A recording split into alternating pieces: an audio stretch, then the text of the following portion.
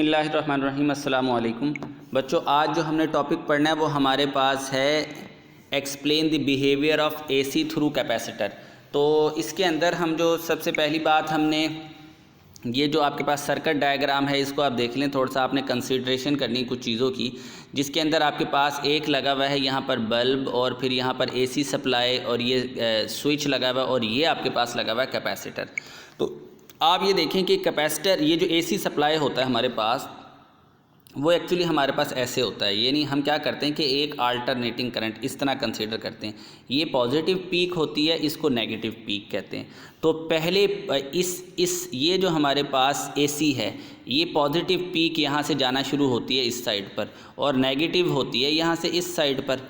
तो यहाँ क्या होता है कि कैपेसिटर की पॉजिटिव प्लेट ज़्यादा पॉजिटिव होना शुरू हो जाती है और नेगेटिव ज़्यादा, यानी इसके अंदर इलेक्ट्रिक फील्ड ज़्यादा स्टोर होना शुरू हो जाती है। फिर हम क्या करते हैं कि जब इसकी पोलैरिटी पहले तो थी ना हमारे पास यहाँ पर इधर पॉजिटिव और इधर नेगेटिव, अब हमने क्या कर दी कि पोलैरिटी चेंज कर दी। जाहिर है एक पहले पॉजिटिव हाफ साइकिल जाएगा फिर नेगेटिव, तो नेगेटिव वाला जब जाएगा ऊपर वाली साइड से तो नेगेटिव हाफ जब यहाँ जाएगा तो ये डिक्रीज़ करेगा इसकी पॉजिटिविटी, और ये पॉजिटिव वाला इधर जाएगा तो इसकी नेगेटिविटी को डिक्रीज़ करेगा। तो ये सर्किट इस तरह मतलब आगे ऑपरेट होगा। अब ये मैं आ गया हूँ इस लाइन पर जहाँ आप देख रहे हैं, ये पहली लाइन जो है उसने यहाँ पर हमें कहा है कि let us consider a capacitor of capacitance C is connected in series with the voltage source, alternating current flows in the circuit and plates are continuously charge and discharge. जैसे मैंने आपको बताया कि ये जो कह रहा है कैपेसिटर की जो प्लेट्स हैं वो कंटिन्यूसली चार्ज होती हैं और डिस्चार्ज होती हैं। जाहिर है एक दफ़ा पॉजिटिव साइकिल जाएगा, एक दफ़ा जब पॉजिटिव साइकिल जाएगा तो वो चार्ज होंगी और जब नेगेटिव जाएगा तो डिस्चार्ज, मतलब वो पोलैरिटी चेंज होगी तो डिस्चार्ज हो जाएंगी, तो फिर चार्ज होंगे फिर डिस्चार्ज, इस तरह ये इसके साथ चलता रहेगा। अब वो कहता है आगे, at any instant of time charge store in a capacitor due to voltage V is, वो हमारे पास है Q is equal to CV।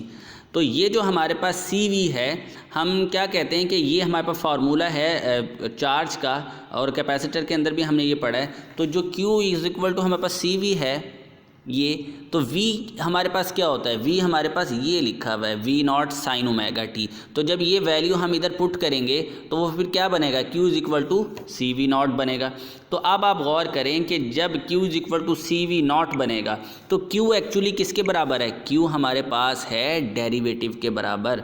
आप गौर करें I इज इक्वल टू हम लिख सकते हैं dQ बाय dt, यूँ भी लिख सकते हैं इसे, ठीक है ना। यानी ये इसको डेल बाय डेल टी भी लिख सकते हैं, यानी ये जो आप देख रहे हैं डेल बाय डेल टी, इसको एक्चुअली में हम डी बाय डी टी भी लिख सकते हैं। इसका मतलब del Q by D T भी लिख सकते हैं। तो क्यू हमारे पास, क्यू की वैल्यू क्या है, क्यू की वैल्यू तो अभी मैंने आपको बताई, ये हमारे पास क्यू की वैल्यू हमारे पास है वी, ये वाली वैल्यू। तो जब Q की वैल्यू हमारे पास ये है तो ये Q की वैल्यू हम इधर पुट करेंगे।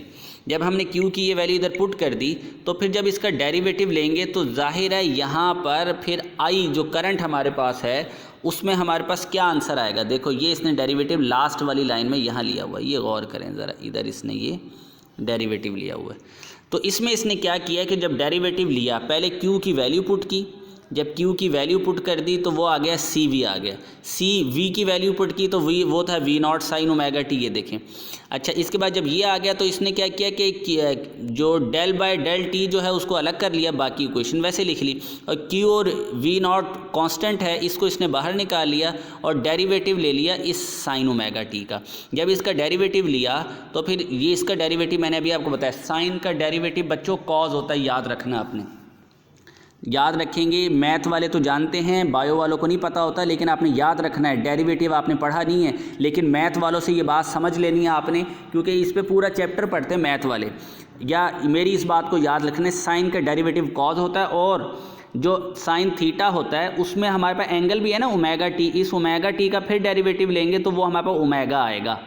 तो इसलिए हम यहाँ पर फिर क्या करेंगे कि ये जो आपके पास आप देख रहे हैं कि Q is equal to CV आपके पास आ गया यहाँ तक ये, तो इसमें जब आप यह करंट की वैल्यू आई है, आप गौर करें कि करंट आपके पास फिर क्या बना, कॉस थीटा में आया। ये देख रहे हैं ना, कि क्योंकि आपके पास ओमेगा जब बाहर आएगा तो ओमेगा ये आपके पास होता है क्यू वी ओमेगा।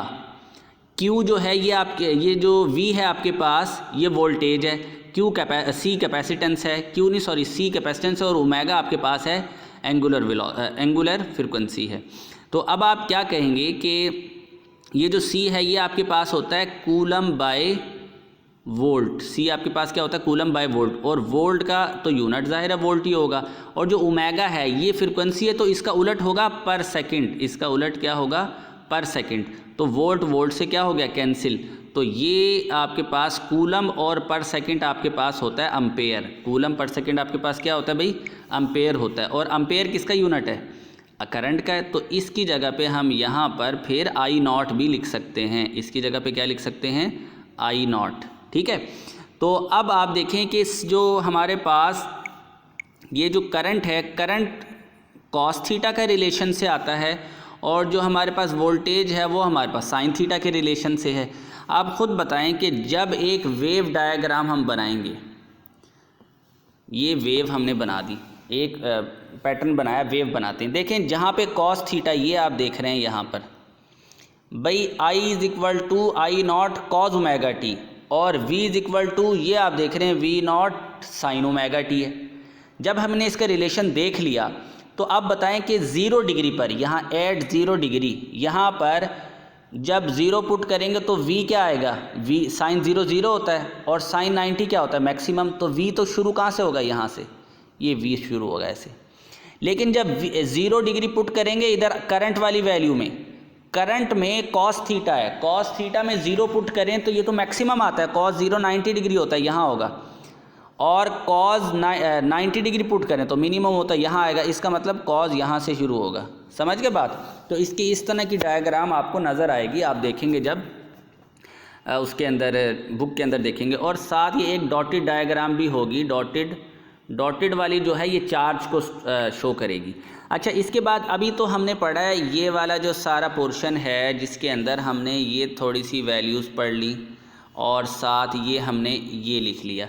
अब जो हमारे पास रहता है वो हमारे पास है फेस के बारे में थोड़ी सी बात करनी है, और रिएक्टेंस के बारे में।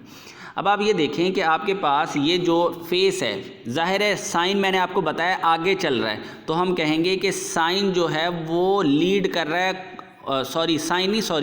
करंट जो है वो आगे चल रहा है, तो करंट हम कहेंगे लीड कर रहा है, और वोल्टेज लैग कर रहा है। तो यही बात इसने लिखी है, AC through capacitor current lead the voltage bye 90 degree. ये बात आप गौर से देख लें। इसके बाद इसने कहा है कि अगर रिएक्टेंस की बात करें, देखें रिएक्टेंस कहते हैं रेजिस्टेंस को, जहाँ कैपेसिटर लगा हुआ हो तो वहाँ पर की जो रेजिस्टेंस होती है उसको XC से मेंशन करते हैं, इसको बोलते हैं रिएक्टेंस।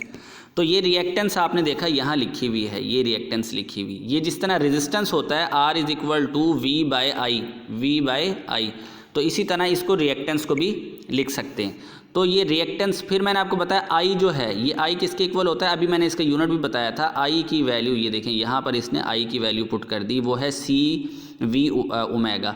तो V से कैंसिल हो गया, तो आपके पास यहाँ बचा क्या, आपके पास यहाँ पर बचा फिर 1/ओमेगा C, ये आपके पास ओमेगा C बचा।